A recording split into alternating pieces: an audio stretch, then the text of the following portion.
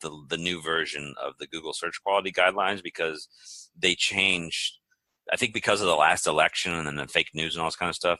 Google and Facebook have really doubled down on trying to figure out what sites are trustworthy and quality and relevant. So because people trust the internet a lot less than they did, they already didn't really, they haven't really trusted it for years, right? They have to go through and dig stuff, but now it's become even more less trustworthy, which means if you market, you have to have good content and you have to have a website with a lot of trust factors and show that you're influential and all this kind of thing. So the old way to design websites was kind of more just on the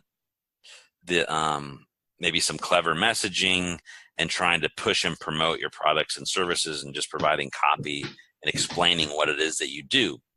Well, I think the new way to do this, to rank better and to get people to trust you and buy from you, is to do it according to the search quality guidelines. And what it really ends up. Welcome to the Laws of Business podcast. Here, we will share the skills you need to make your business a success. Learn about goal setting, productivity, time management, marketing, and much more.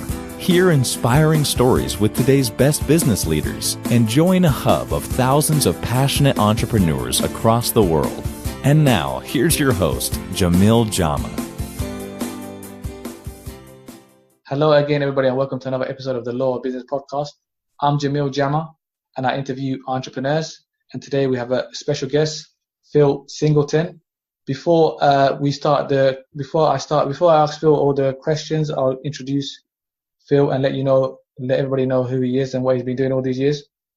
Phil Singleton is a self-described SEO grunt, obsessed with tweaking websites for search engine optimization and functional performance.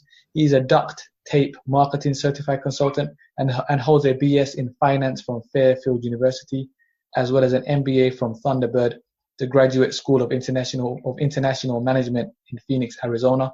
Phil is a co-author of the award-winning Amazon bestseller, The Small Business Owner's Guide to Local Lead Generation, and author of the Amazon bestseller, How to Hire a Web Designer and Not Get Burned by Another Agency.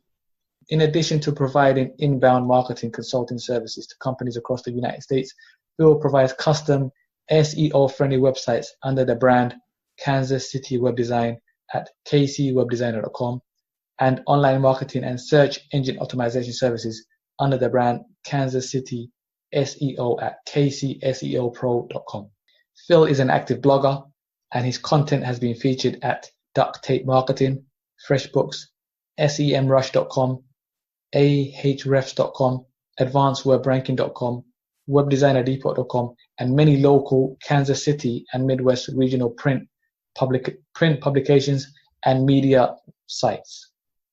Over the course of his career, Phil has helped dozens of US startups and tech companies raise millions of dollars in strategic venture capital investment and cross-border licenses agreements in the Asia-Pacific region, run the global retail and online sales divisions for a best-selling line of consumer software products, and started a software company in Asia, raising over $1 million in venture capital funding, growing it to profitability with 25 employees, and then selling it 3 years later. The latter experience is what got him into SEO and internet marketing, in short, by following the ROI trail to SEO. Phil is fluent in Mandarin Chinese and has lived and traveled extensively in Asia for over 10 years.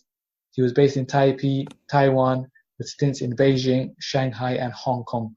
He moved back to the United States in 2005 and currently lives in Overland Park, Kansas, with his wife Vivian and twin sons, Eli and Austin.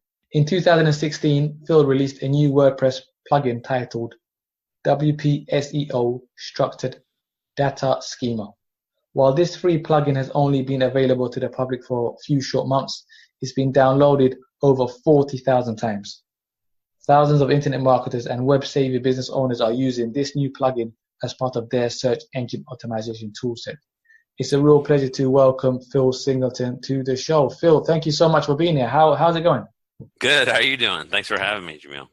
I'm doing good as well, Phil. So Phil, you've traveled, you lived in Asia for how long? Altogether about a little over 10 years.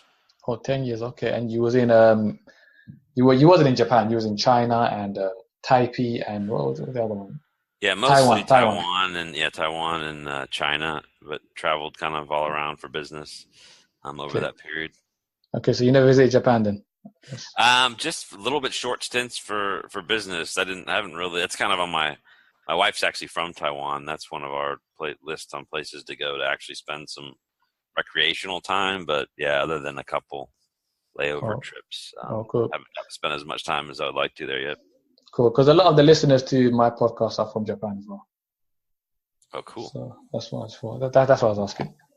So Phil, first, Phil, I want to thank you so much for coming on the show to do this interview. I really appreciate this because you achieved many things as an entrepreneur, and this show is about entrepreneurship. So it's a pleasure to have you, and it's a pleasure to have you here for you to share your story, Phil. Well, my pleasure's all mine. I mean, I really appreciate the chance to spend some time with some great hosts like yourself, and it's a great privilege to be able to, share some things about maybe some story or some tips or tactics that I have to a group of people that trust you. So it's the ultimate privilege for a guest, I think, to be on a show like yours. That's cool, Phil. So Phil, before we start the questions, I'd like to start with a quote. There's a quote by Zig Ziglar, and Zig Ziglar says, "You are out of business if you don't have a prospect." That's a quote by Zig Ziglar. There's another quote. This is not by Zig Ziglar. This quote is, "Content is the fuel for your lead generation efforts." So, Phil, I remember back in the day of internet marketing, which was like 6 years for me. That's when I started internet marketing. Okay. I used to hear that the money's in the list. I used to hear this frequently. Like I used to hear this all the time. Actually, the money's in the list. The money's in the list. You need to build an email list, basically. But is that still the case? Is email marketing not working like it used to, or is it still working? Is it still working well? I think it does still work for a lot of people, and then a lot of the companies that we work with. That's kind of part of the plan because it's like the piece of the puzzle. But I wouldn't say it's like, the silver bullet or something where you can just do that and nothing else. I mean, ironically, I don't really do much of my own email marketing at all, and I think that's because just personally, it's less effective, and I find it kind of intrusive, so I'm less apt to use it. My whole focus and the thing that's fascinated me for the last going on more than 15 years now is just the power of like Google and search. The fact that you can go up and people can find you versus you pushing stuff out to them and hoping that a percentage of them will want what you have. So that's always kind of attracted me more. And I've actually made a pretty good living off of just doing it that way and kind of doing a more, inbound approach. I guess some people might call email part of the inbound, outbound, but I mean, you're sending a message out to people.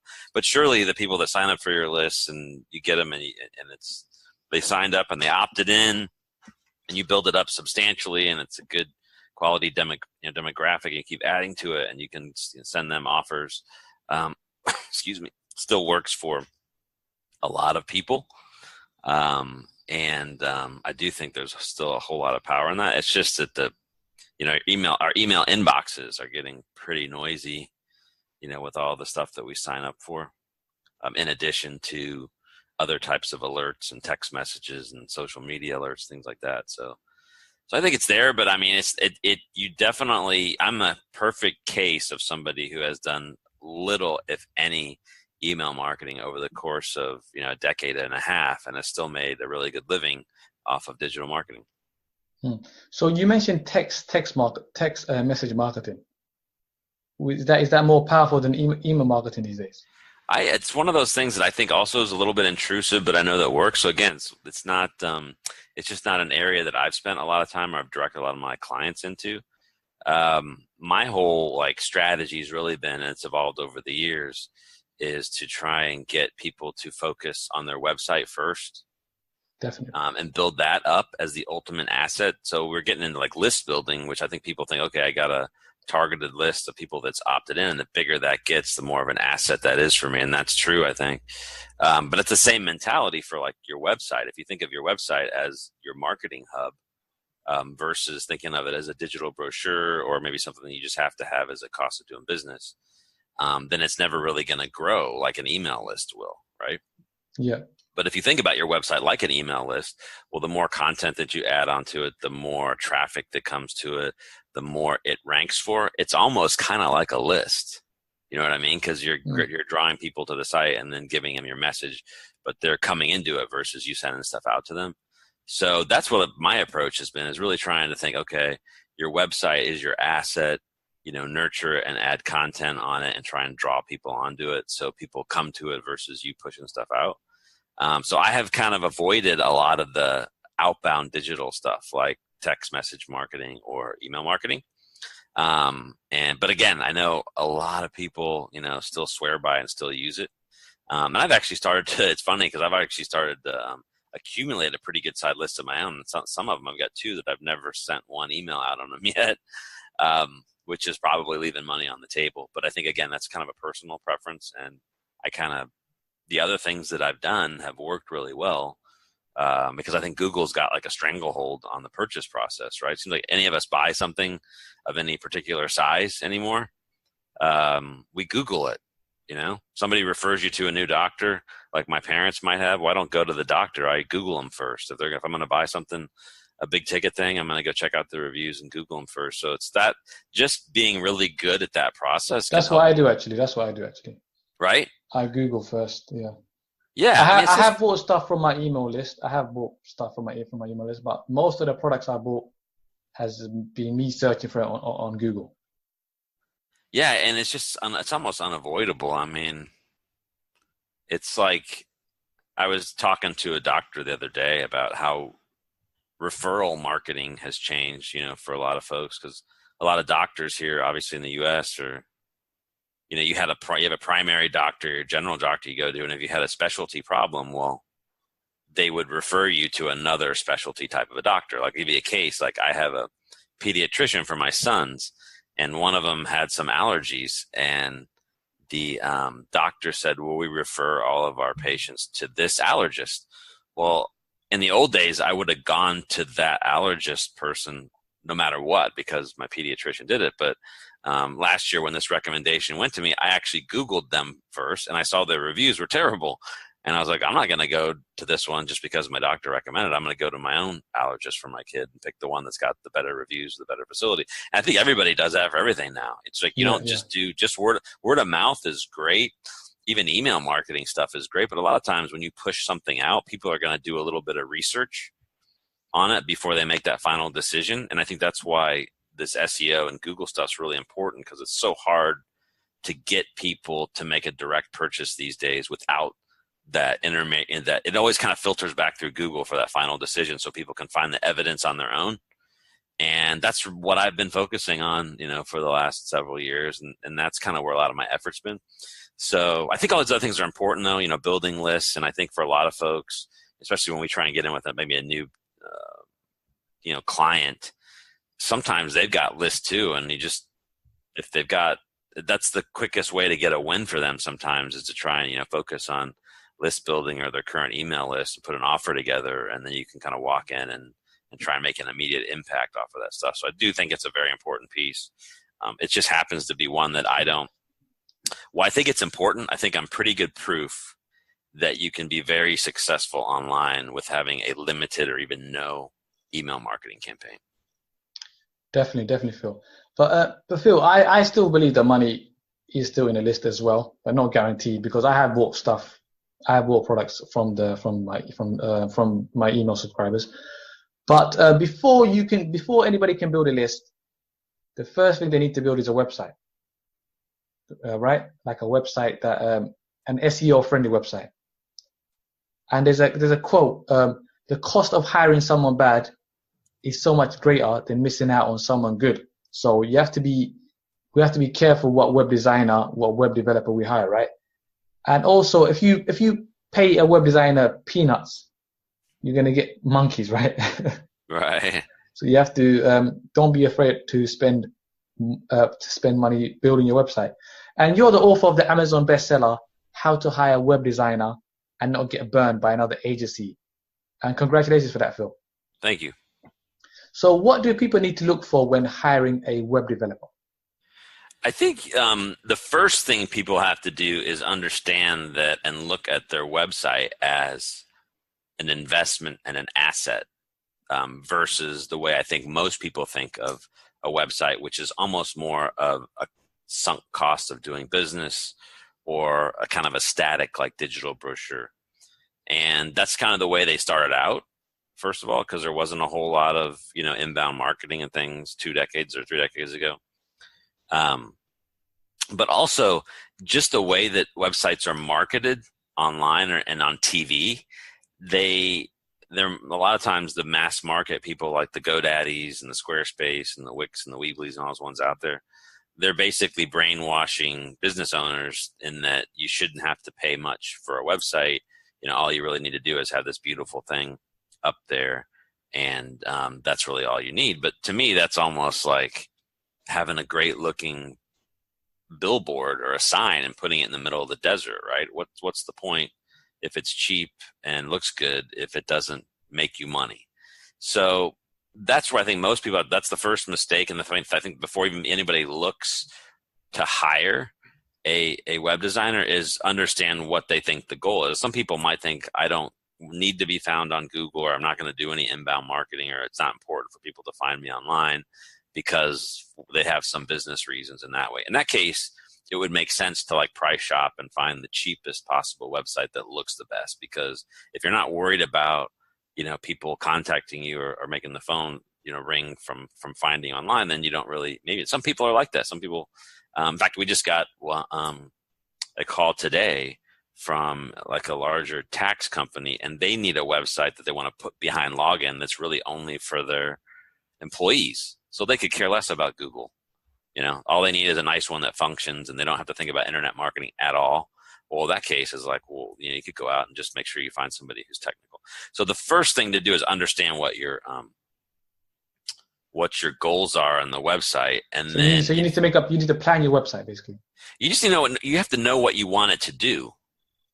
So I wouldn't build. See, a lot of times I think businesses go out and they look for marketing help and they don't know where to start, and they think, well, I need a new website because mine's so old. Let me start with the website. That's a popular place to start. But I think before you hire somebody especially for a website, you have to think, why am I building this website? Am I building it because I want it to look better? Because when people look at my business cards and they go there, I want it to look more professional?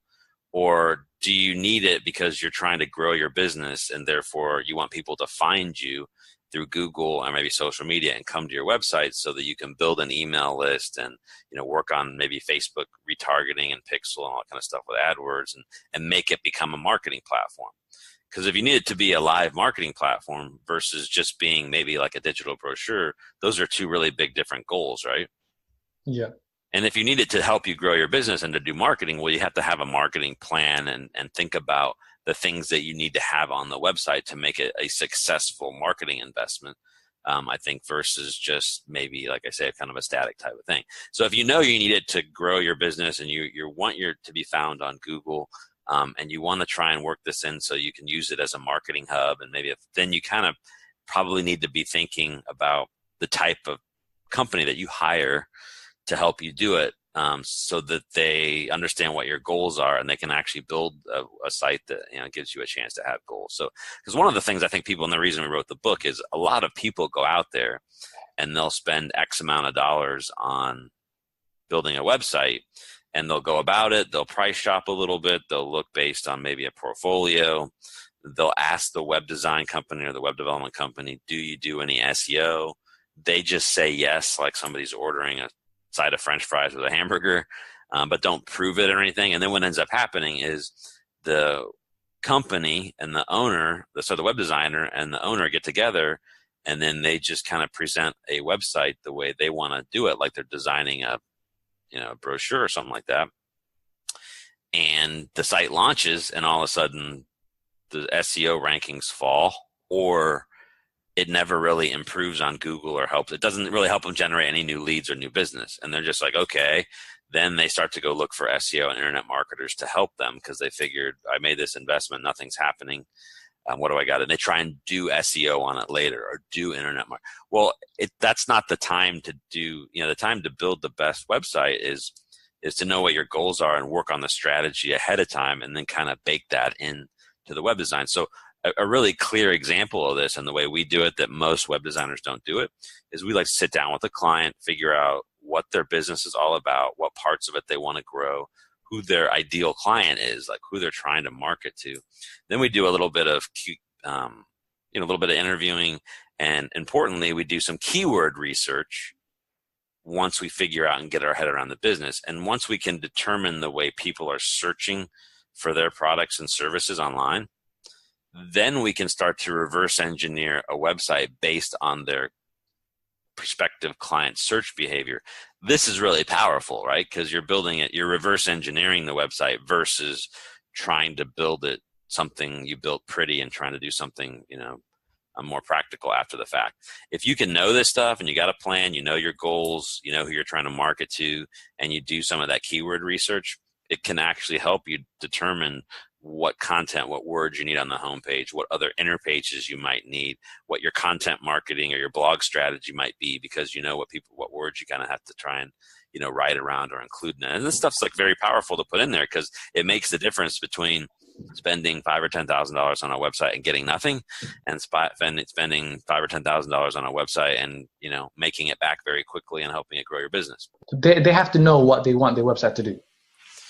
Exactly. And I think that really to get the best result and not get burned is, understand that you're in the modern age of marketing, your website's your marketing hub. And the more you realize that earlier, and the more you look for a web design company that's more of a marketing company and not just a graphic design / developer, the more you'll get out of the project. Because I think that's how people get burned the most, is they've got this expectation that if they build a new website, great things are going to happen to your company. But a website's not a marketing plan. It's just a website, right? Yeah. So the more you know what you want to do and who you want to market to, it's just a vehicle to do stuff. And then, like I say, I think to really get the best benefit out of it is then after you build a website, you want to make sure that it's like, a marketing platform. So that you do, anytime you do anything, like you talk about list building, or maybe building these funnels that people talk about, or doing anything, I would never build a giant list and then have somebody go directly to a third party like Amazon. I would do like we did for SEO for Growth. We've actually built a book page on the website. And when John, my co-author, emailed his list, we sent them to our website first. And then we sent them to Amazon. So people could sign up for our special offer. They could get it. We could then tag them with the Facebook and the remarketing. And then we sent them with a link. So it's another step. It's not direct. But we wanted that traffic to hit that site first, because if you do that, all of a sudden you can get a lot more benefit out of it. But that's kind of, again, thinking of your website as more of a marketing hub, and trying to make sure that everything that you do kind of refers back to your website. Because I think what a lot of people end up doing is they put they build these websites that are static, and they don't invest anything in them after that. They just kind of let them sit there. And then if they do anything, they'll put some of their best new content up on Facebook or social media, where it kind of just dies. It's there in real time, and then it kind of fades away, and it's never searchable again. It can never be somebody's answer to a Google search because it's not on your website. Plus it will be owned by that social media company. Exactly. But when you put your best content up on your website, share that link out, maybe write some notes on it, people have to come back to your website to view the rest of it. Now they can sign up for your list or your special offer, or initiate the purchase process, or take your course, or whatever it is. And they come into your website that you own. That's super. But a lot of people make this, I think it's a huge mistake. It's all disjointed, and they don't think of their website as the hub. They just think of it as kind of a piece out there. But this is like really important, because if you do it, you can actually do lots of other things. And when you put your content on your website, on a new page or a blog page, now it's searchable on Google forever. And if you optimize it, you can be up in the rankings, get free traffic forever, as long as it's a good, Google determines, and you do some SEO, it's a good solution to a problem. So now that post can get lots of extra organic traffic, whereas if you just put it up on Facebook, it would never, Google doesn't want to rank Facebook posts. They're ranking website pages. So that's really, so you get into that. So it gets kind of a little bit hairy when we talk about how not to get burned, but that's what ends up happening with a lot of small businesses. They end up going out there, they find somebody, I think they think in their head that they're dealing with computer people, and if they get this nice new website, if I build it, they will come type of a thing. But it doesn't work like that unless you've got somebody who's got a marketing plan for you, and that you understand the importance of the marketing piece, and you try and tie it all together. because that's what, to me, a lot of digital marketing is right now. Is everybody's trying to do like one piece of the puzzle independently, but they're not trying to put it together, integrate it all in where I think it should be on a website. And that's kind of the gist of the book there is, okay, if you go out and you're going to spend $50 on a website, then it's probably going to look okay, but on a web builder, but it's probably not going to help you make money. Then maybe the next level, you go up for $1,000, $2,000, $3,000 up on Upwork or Fiverr or Freelancer or Craigslist or offshore or somewhere. That sometimes can be really hit or miss. There's a lot of pain in that freelance, one person developer. Sometimes people get really lucky. Most of the time, that's where the web development nightmares are kind of in that lower price range. Then you kind of get up into maybe a boutique agency that has a team. That's kind of where I am. There's an SEO expert in there. There's a graphic designer. There's content people. There's web developers. There's project managers. It's a bigger team, but there's more cost. So then you start seeing websites like 5,000, 8,000, 10,000, maybe 15,000. Then you go to the big agencies with the big name brands. They want like $50,000, $100,000, $200,000 for a website. So the problem with people when they go look for a website is they see all these price levels and they're just like, how can it possibly be $100 for this website and $100,000 for this website? And the way I explained it to you is why there's different price points, there's different levels of teams, people service different companies differently. It's like the quote I mentioned earlier: if you pay peanuts, you get monkeys working for you, right? It is true. I mean, I think for a lot of people, spending even $1,000, $2,000, $3,000 off for a website's a lot of money, but if you think about the amount of any website project, any new websites project, it's just a lot more work than people think it is. Getting the content together, structuring it, customizing it, making it look good and professional. It takes somebody usually of some skills, many hours, to get that right, even if it's only one person. So it's really tough to think you can go out and spend $1,000, let's say, and get a really nice website that's got all the SEO and it's going to be a revenue generator for you. But even $1,000, $2,000, $3,000, that's the part where I think most people feel like everybody's got. It seems like anybody I've talked to that's been in business for a while has already had a couple websites. Everybody's got some kind of a website nightmare story where they dealt with a developer who I've got a couple. Yeah, the guy, they flaked out or they didn't finish it or they got some excuses or but it really honestly gets hard sometimes for even those one man band shops to do it because they'll do stuff for a fixed fee and then all of a sudden web design is always a little more hairy and messy than it feels like because then you start wanting revisions and changes, kind of change this, and all of a sudden those freelancers get less and less willing to make more and more revisions. It gets more unfair for them, and then the business owner person feels badly because they felt like they're not getting what they wanted, and then the designer gets really bad. And one of the problems that we have in our space is for some reason, if you buy a house or something, and you have a plumber come in to fix something, you expect to be charged every single time they step through the door. But a lot of times in the web design space, you might build the website for somebody one time, and they sometimes expect to come back as often as they want to fix something that's broken and not really expect to have to pay much for it or have it done right away. And that's tough for the developers too, I think, the designers. Definitely. Yeah. But I think that's another thing where people just feel like they've been burned by web design. So knowing what the expectations are, knowing what you're getting, knowing how many people are working with the website and what their skill level is, and even doing your own due diligence. I mean, if somebody says, if you're in Kansas City and you want to build a website and you search for web designers and you find somebody, the portfolio is, and somebody you say, well, you guys do anything with SEO? And they say, yes, we do. I think you should do a little due diligence on that piece and look, well, does the web design company show up anywhere for the services they're trying to sell you? Or can they prove that it's pretty easy to do your own due diligence on that and kind of see, their reviews and if they're good at, somebody that's selling you a service like that should be pretty good at what they're doing, I would expect. So that's the ways that you can minimize some risk and things like that. But I do think all the action is pretty much on digital right now. If you want to grow your business, you have to be successful on Facebook, on Google, and some of these other platforms. And the key to being successful on Google and even on Facebook, to me, is having a website. Because a lot of these guys that have websites, even I don't know how yours is set up. I can't, but I mean, even like for myself, I've got my own podcast right now.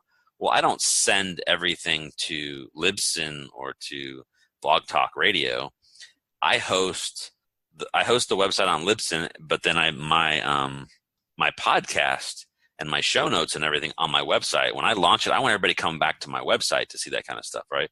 So it's all that kind of thing where you're trying to draw people back and using it as a platform and growing your website up. I think that's really kind of where the focus should be.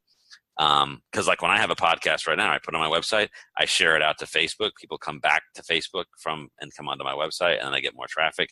I'm able to rank that page and that kind of thing. So that's the mentality of it, I think, is to think of it that way. And the more time and effort you nurture it, the more it grows, the more it ranks for things, and the more money it makes you.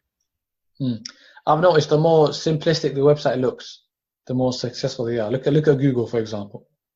Would you agree with that? Well, here's the trick, though. I think it does. Your messaging needs to be clear. Your call to action and things, the top of the page has to be really clear.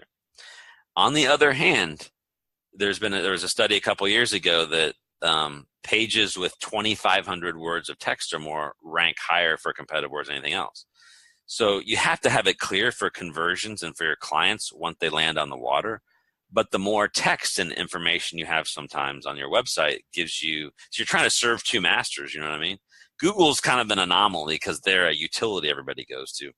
But a lot of the other websites that rank, there's a lot of great content on them. So you do have to kind of manage the balance between having enough content on your website and doing it. In fact, there's a really good thing. I'll send you a link to this. There's a really super awesome resource called the Google Search Quality Evaluators Guide. It's a free PDF that Google gives. It's 160 pages.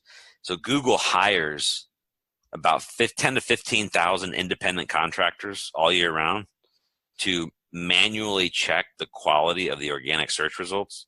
So literally they pay these people $10, $15 an hour to do search results checks all day long. And they want them to check the quality of the results from what shows up on the results page and even the website. But what's really fascinating about this is you read through this document, it's 160 pages. They're basically telling you everything that the algorithm is looking for. And they lay it out simply in layman's terms because it's not, when they hire these 10,000 people, it's not like they're trying to hire engineers or rocket scientists. It's just regular people. So they have to make the guide simple enough for a wide audience to be able to digest and understand it.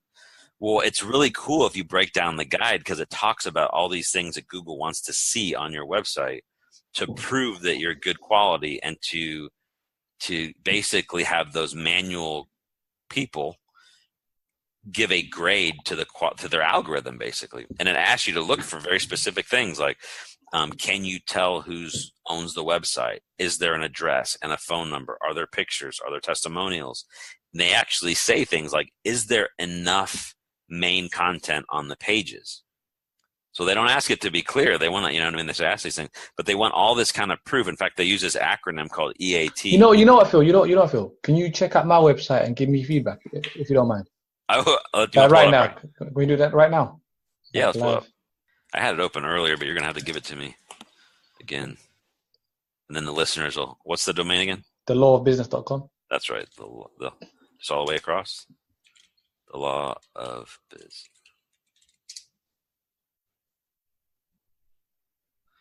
All right. So you have one thing I'm pulling up right away is okay, a couple things. So one, I could tell you like right off the bat, I'm looking at it. Great, clear action. Pull it up. I can immediately tell what you're doing. You know, at the top, you've got your message.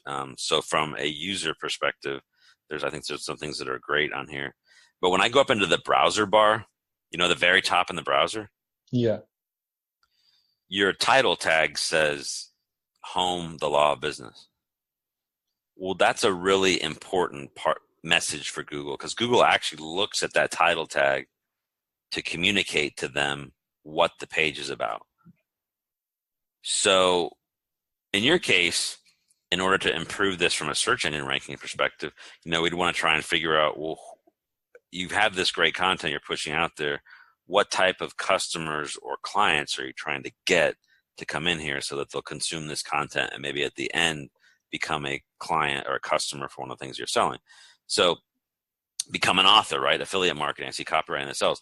those are the types of things I would pick up the right one and make sure on the homepage you actually have that in the browser title. Huge benefit for you, because that's a signal to Google saying, oh, I see this guy wants to rank for affiliate marketing and copywriting tips or something like that. Well, it's not in the browser title for you right now. So that's a huge opportunity for you to optimize that, because now Google will crawl it and look at it. Now, and you're following me with the browser title, right? Up at the very Yes, top. I am. Yeah, I know. You see, it says in yours, it says home dash the law of business. I would put the browser, maybe the title, up into the meta description, which is in your Yoast plugin if you're using WordPress, and I would make that page title 6 to 8 words, and then try and zero in on what it is you want to rank for on that, and it'll give you something like this can sometimes give people an immediate boost just because they optimize those titles. And then coming down the page, I think there's certain things like you would do, like actually if we flip onto my site really quickly, I want to show you. You have the reviews up here, so I'm going to go down yours really quickly, and I'll show you what's different about yours and mine. You got a clear message above the fold. You've got some great things that kind of parse things out from a user perspective. I can see right away there's podcast episodes. This, I think, from a quality rater, if I'm on Google, I see that you're investing in content, and something like a podcast or a blog is one of those things I think that helps add to the authority of a website. Because again, Google says in their document, look for signals of education, authority, and trust, right? Well, if you're doing podcasts in the way you're doing it, that's a signal of education. If you're doing this and it's also, I think, to me, a signal of trust. Then down at the bottom, you did another good thing where you actually put in podcast reviews, right? So you put the content out, the content's educating, then you put in some trust signals on reviews, or actually give some real people that are pulled up on here that show that there is some kind of a trust signal. So if I'm a quality evaluator, I can tick off some of these things that Google's telling me that I should look for. Now, I think there's other things that make things look more trustworthy, right? And that is having things like trust badges, giving people Google really wants to know, and they say this explicitly many times. They have a whole chapter of this in the book, in the guide, that we must know who is the author of the content on each page. So that's something where a lot of people, you put some contact information on a footer, or you've got like an author bio on your pages like you'd see in blog posts type of thing, where you can actually see who authored the content. And you have this in separate places, but that's another place where you might be able to add some of this. So again, if it's in the quality raters guideline, they're trying to tweak their algorithm and their AI to search for this stuff as they would as a physical manual quality rater checker. So that's the whole purpose, I think, of having this army of actual people, is to kind of like double check the algorithm, make it better. So those signals, I think, are really important. But if you go, I want to give you a clear example. If somebody's listening to this, they can check it out. But if you go to SEO KCM, actually mine's kcwebdesigner.com, and I'm going to talk through this as you see it, KC Web. I actually redesigned my site according to my interpretation of the guidelines. And whether or not you like the web design is not really important. But what I've done is, if you pull that up, you can see right away I've got a phone number at the top. You're going to scroll down, and I show people that I've worked with. So I've got like almost kind of like a little bit of a profile and a portfolio. Then you scroll down, I've actually got 3 videos. One of them in the center is a video of me talking. So that's a real trust factor for folks. And then I've also got 2 other people giving me a video testimonial, which again is very powerful and another signal, because you've got other third-party proof. As you scroll down, I put some of the things I've worked on, right? I've got the book that I wrote. I've got more third-party people with actually their pictures up that are kind of vouching for the work that I've done. I've also shown, I think this is really important because they actually specify this in the document, show other third-party sources that they can use as almost like a citation. So on my website down toward the bottom, I've got places where I've been featured with links to those places. Yeah, so I was going to go, if you go to kcwebdesigner.com at some point and take a look, some of the things that I've done on my website, I basically totally redid my site last year after I read the new version of the Google search quality guidelines, because they changed, I think because of the last election and then the fake news and all this kind of stuff. Google and Facebook have really doubled down on trying to figure out what sites are trustworthy. and quality and relevance. So because people trust the internet a lot less than they did, they already didn't really, they haven't really trusted it for years, right? They have to go through and dig stuff, but now it's become even more less trustworthy, which means if you market, you have to have good content and you have to have a website with a lot of trust factors and show that you're influential and all this kind of thing. So the old way to design websites was kind of more just on the maybe some clever messaging and trying to push and promote your products and services and just providing copy and explaining what it is that you do. Well, I think the new way to do this, to rank better and to get people to trust you and buy from you, is to do it according to the search quality guidelines. And what it really ends up doing is, how do you put these things called education, authority, and trust into your website? So the way I did it is I made some of the things I was doing already, but some of the things are different. I already had, like, if you go to my website right now, I've got a big phone number in the upper right corner. So yeah, that's the first thing. That's the first thing I noticed, actually. Well, so it's interesting. Having a phone number on a website immediately increases the trust, whether it's an 800 number, a recording, or something else, versus one that doesn't have any address or any contact information and just a contact form. It's way more trustworthy. So I believe this is an important trust signal for everybody. Sorry, Phil, does that include mobile, or does that have to be a landline? It could be anything. I think as long as it's a phone number format, it could be anything that's an actual phone number. But that, again, and I just had a guy today say, "Oh, I'm in Arkansas. There's this company that says they're in Kansas City that says they're doing these digital marketing services." And they sent it to me. He asked me, "Had you ever heard of them?" I pulled up their website, no address, no phone number. You couldn't tell where they were. They just had a contact form. It's the least trustworthy site I've seen, but a lot of websites are like this. So you couldn't tell who worked for it. I don't think there was even a contact. It was just a contact form. So I'm trying to do the opposite of this. When you come onto my website, the phone number is at the top. You start scrolling down. Immediately, I show you some of the companies that I worked for. So for me, locally, especially in the Midwest here, Kansas City area, some people know who these folks are. Having proof that you've worked for other clients is another trust factor. The second thing I noticed, Phil, sorry to interrupt you, is that you say it says number one web designer in Kansas City since 2005. That's the second thing I noticed. Well, you notice that. So I do that intentionally because I want to make a bold claim like that, and I want people to scroll down and make me prove it to them. Because that's a pretty brash and bold thing to say, unless you can back it up. And then you talk about every client is a trophy. Every client is a trophy client, and then you say view portfolio. Right. But okay. So you see that, but you see just in terms of like trust, I've got the phone number at top. That's real. I've actually shown you that I've worked for other companies, so I put other people's stuff up there. So that also starts to be a trust factor, especially if you're in my market, because some people know who these people are. So immediately that gives me some credibility here. Then as you scroll down, I've got 3 videos there. One of me in the center is me talking. So when you click that up and I start talking to you, that again is a video thing where I'm saying, this is me, I own the company. It makes the site a little more trustworthy because you can see the face behind it. Then I've got 2 people on the side that are giving me video testimonials. So again, it's not me saying I'm great. It's them saying Phil did a good job. Phil's team did a good job. One of them's a best-selling. Hi, I'm Phil Singleton, founder of Kansas City Web Design. Yeah, I see you got Over it up. 10 years ago, before I started my agency, I was an executive or a business owner just like you. Yes, Over that time, I've learned some really hard lessons it's about a good web design video. and digital marketing. I've seen that. After all these years, you want to know what the big... Good or bad, I don't think that's important. What I do think it does is it's short, but it also shows me talking. So all of a sudden, I've built some trust with people because I showed them, they heard my voice and they saw my face, versus not having any of that on your website. And then I've got 2 other people there. I've got one who's actually been a weatherman here in Kansas City for 20 years. So locally, he's got some trust. And then John, who's wrote some books and things, and they're saying nice things. But you keep going down, then I show you, I wrote a book. Anybody could do that that's wrote a book or an ebook. Then I show some other people. In my case, I've got some influential people in business that have said some nice things about that content. Then I go down and you see the trust factors on the site where I cite third-party websites where I've been mentioned or my content's been. Well, again, if you're scrolling down here and there's other people that are selling web design services in my market, I'm separating myself pretty quickly, and I'm also proving that I've got a different level of authority than somebody that's not providing this kind of information.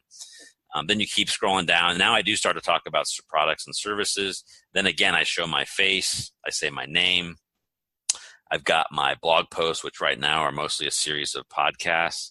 Then I'm showing you the trust signals at the bottom and I say trust in here again, where I show you top agency, award winner, Better Business Bureau, certification marketing, Amazon. Those again are things that were third party like proof where there's some trust in that thing. So, and then you get some other stuff. And down at the bottom, I actually provide my company address and my phone number again. So as you go down that page, 20 or 30 seconds, I really tried to stack it with a lot of education, authority, and trust, so that by the time they get down, I didn't just talk about, like I used to, about just all the products and services. I really tried to provide evidence to people and to Google that I've got a lot more authority and built into this. And this is the kind of stuff I think that helps you rank more. But also when people land on it, I provided a pretty compelling case pretty quickly that I'm different than other web designers. And you can be trusted, basically. You can be trusted. Right. Yeah. Right. So we packed that in. So some of the stuff you asked me to look at your website, you're doing some of this already, right? You've got that, you got at the top. I do think knowing I'm going to redesign the website. You're going to read soon. But you've got some good starts on it, because having a clear message above the fold's good. You know, it's nice to be able to kind of break it out like you've done with those 5 pieces, so I can kind of tell right away the things you're trying to target in. Then you've got the podcast episodes. So the fact that you are podcasting and have other people's faces on it, I think that makes it kind of important. But I would go, and you have your own book up in here. So all this kind of stuff I think is really great. But adding some badges, adding who you are up on there. That's on the about page though. I mean, that's on the if you go to the podcast episodes, there's a picture of me there and what I do there as well. That's not on the homepage though. Right. So it's there and you have it. I'd put some of that stuff front and center on our side. We're trying to get our clients to see that more about the team or whoever's about it. So there's just more faces. Because people, when they zero in and see, and you've got that a little bit with your podcast episode, and that's great. But just seeing humans' faces on there that have on there and what people want to be on your show and stuff. So you have a lot of, I think, the factors on there. The one thing that's really missing from an SEO standpoint, though, is you'll see this on my website. I've got tons of content. I've got at least 1,000 or 2,000 words. The page is long, and I break it up, but it's still pretty busy. But I do that because the words need to be what, 300 or 500. I think you need at least 300 or 500 words on your homepage that describes what it is that you do and naturally weaves in some of the keywords that you're trying to rank for. Okay. It doesn't have to be above the fold. It can be in the middle. It can be lower. But bigger, longer pages that are broken up and keep people, one of the biggest ranking factors for Google right now is dwell time on a website, which means the longer people stay on it, Google interprets that as a signal. So long pages that encourage people to show down because they're seeing almost like an infographic style thing help a lot. Ironically, one of the things I think is the best is, and one of the reasons I'm doing a podcast is you can really increase dwell time on your web pages by adding an audio file, right? Because if you draw people back and they come to your show notes page, if just a few of them click that audio file, a lot of people will listen to an audio file a lot longer than they'll watch a video, because a video commands all your senses. You can't sit at work, and watch a video for 10 or 15 minutes, but you can be listening to a podcast on a web page while you're doing your work. Well, if you do that, you actually increase the dwell time on the page by a ton, and you don't need too many people to listen to your audio file on a particular podcast page to drastically improve the dwell time, which correlates positively to better search engine rankings. So those are the types of things that really help. Yeah, but Phil, I think more people listen to it mostly on iTunes. Well, yes, not on the websites. I think a lot of them do, but I think to only host on iTunes is missing a point. So you're going to get the hardcore podcasters and stuff like that, but it wouldn't make a whole lot of sense to me to have a podcast and only put it on iTunes. Of course.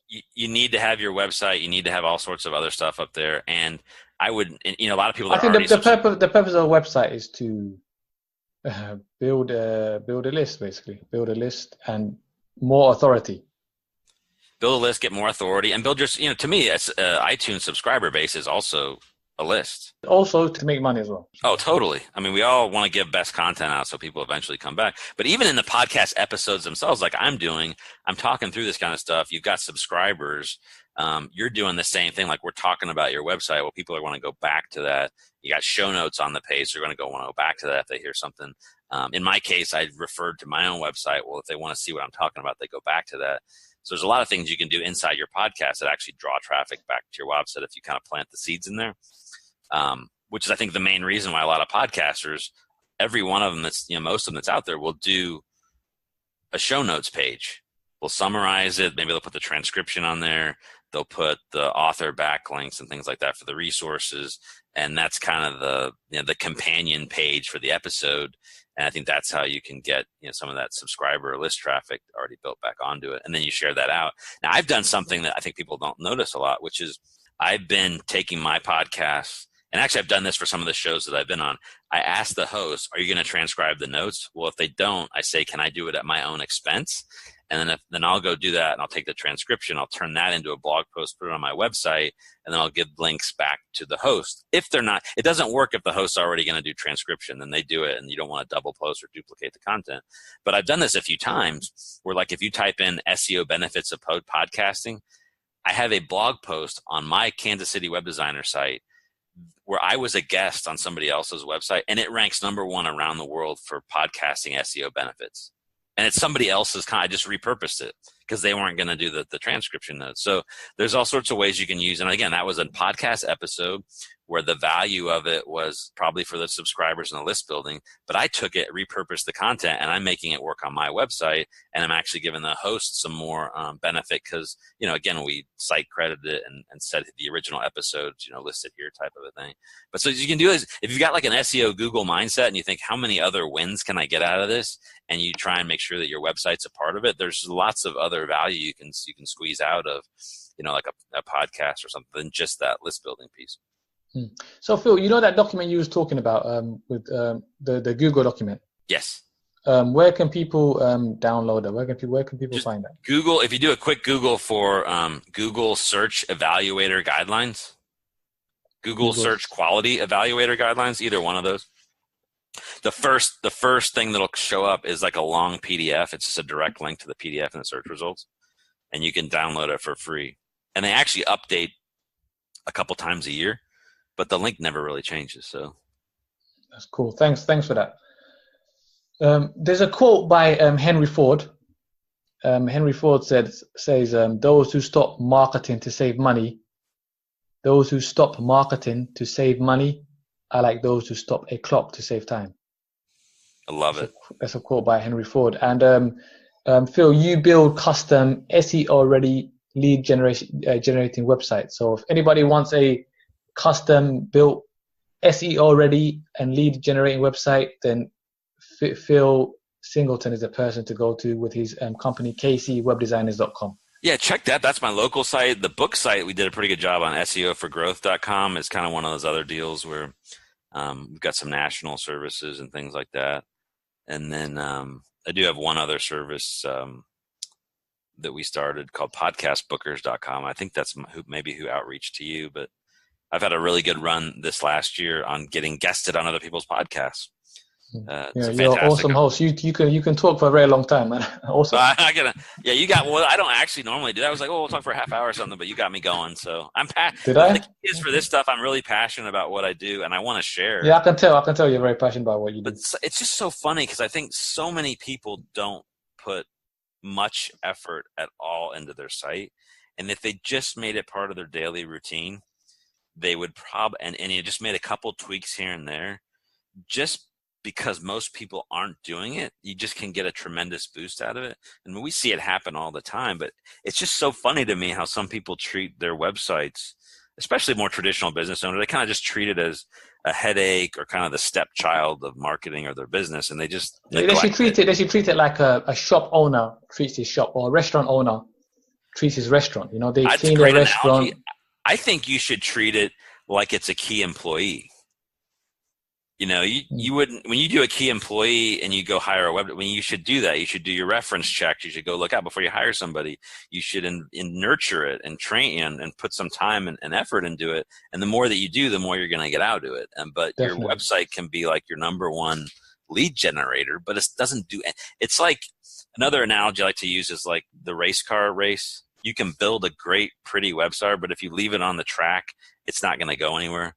You have to have a driver and you have to like make effort at it, or it's just not going to do anything for you. So lots of great analogies out there, but I mean, there's just so many people that they just don't put any effort into the website. And if they just made it part of the routine, it would give back 20 times, what it's given to them now. So it's great because there's a huge opportunity for digital marketers, but it's also just like, gosh, man, just look at your website with fresh eyes and do some of these tweaks, and you'd be surprised. A lot of companies out there that have had websites out for years, where if they just made some fundamental SEO tweaks, they could, double or triple or get 10 times the traffic, over the course of a couple months, just because they would unlock a lot of hidden SEO potential, and kind of let Google know that they're there and what they're all about. So to summarize this interview, Phil, basically your company builds websites that gets people traffic. My passion is, what gets my blood flowing is trying to do as good as I can on Google, because SEO is not dead. There was 3.5 billion searches 3 years ago. There was 5.5 billion searches a day last year. It's just getting more and more important. But you have to have the right website set up in order to get those precious Google organic clicks. So yes, we make the websites. We have to optimize them. But my end goal is I'm trying to help people grow by getting, organic presence on the internet. But the website's the fundamental piece of that. So we definitely are web designers, but man, who cares if you can get a $20,000 website from somebody? If they never get the money back, you failed. That's how I look at it. I want to create a revenue generator, not another piece of artwork that just kind of sits out there and dies on the internet. You know what I mean? That's what we do. So yeah, so we have to be web designers, but at the end of the day, man, I'm about competing on Google. Awesome. Phil, I'd like to thank you so much for doing this interview. It's a real awesome interview. That's great. If anybody wanted, do you have anything more to say? What are your future plans now, Phil? Keep doing kind of what I'm doing here, grow my business. We hired a couple more people, I think, this year to try and grow, because I've got a classic like E-Myth problem where I roll up my sleeves. I think I do too much of the work. I'm trying to do more education and less of the daily grind stuff. But I also wrote that book, SEO for Growth, with John Jantz, and we're out there now trying to create kind of a course and some educational resources for SEO. Where can people find your book then, please, Phil? SEOforgrowth.com. That's really the book website. And you can go there, and I think it's free on Kindle if you're like an Amazon Prime or whatever that Kindle membership is. And we also got a pretty cool 3 ebook download. One's from Yoast at Yoast. Yeah, if you ever use Yoast on WordPress, they gave us like an 80-page. I've used Yoast before, yeah. Yeah, so they gave us a great 80-page ebook for free that we bundled in there that's about website optimization. And then we got another one from Larry Kim of WordStream, who it's like a short ebook on some tips on AdWords, Google AdWords. And then the third one that's free in there is I've got my own book that I wrote with another marketer called Local SEO, that's about local search engine optimization. So you go buy the book or get it for free on Amazon, come back with your Amazon code, download it on the offer page, and you'll get those 3. You'll automatically get that 3 ebook bundle as part of it. Awesome, Phil. Also, we never got to talk about this, unfortunately, is that you're a podcast host as well. You host the podcast, the Local Business Leaders podcast, yeah. So you help people with business as well? Yes. That's cool. That's awesome, Phil. Phil, I'd like to thank you again so much for doing this interview. I really enjoyed this one. Thank you, man. We said, I'll talk about 30, 45 minutes. I think it's been over an hour now. So appreciate it, though. Awesome. And I'd like to thank all the listeners for tuning in. Where else can you be contacted, Phil?